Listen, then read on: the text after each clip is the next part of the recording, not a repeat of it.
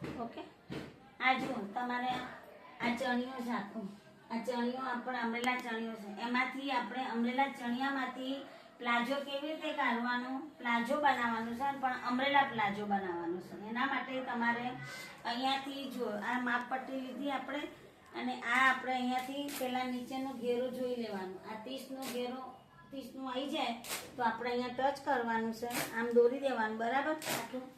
અને ઉપરની જે આ જે કમર છે ને કમર આખી આમ રાખી દેવાની. આપણે કમરમાંથી રાખ્યા પછી તમારે અહીંયાથી આ પટ્ટી વળેલી હોય ને ત્યાંથી તે લેવાનું છે. જો પકડજો, અહીંયાથી આપણે આ 14નું કર્યા, આ સીટ ભાગ કહેવાય. સીટ ભાગ કરીને પછી તમારે અહીંયાથી આખું આમ કાપી દેવાનું. જો અમરેલા ચણિયામાંથી અમરેલા પ્લાઝો,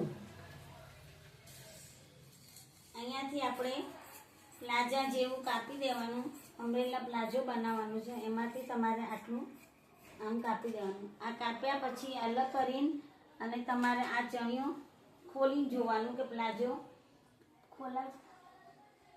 આ અમરેલા પ્લાઝો તૈયાર થઈ ગયું. જો અમરેલા ચણિયામાં અમરેલા પ્લાઝો આપણે તૈયાર. અહીંયાથી આખી ગોળ સિલાઈ મારી દેવાની એટલે પ્લાઝો તૈયાર થઈ ગયો.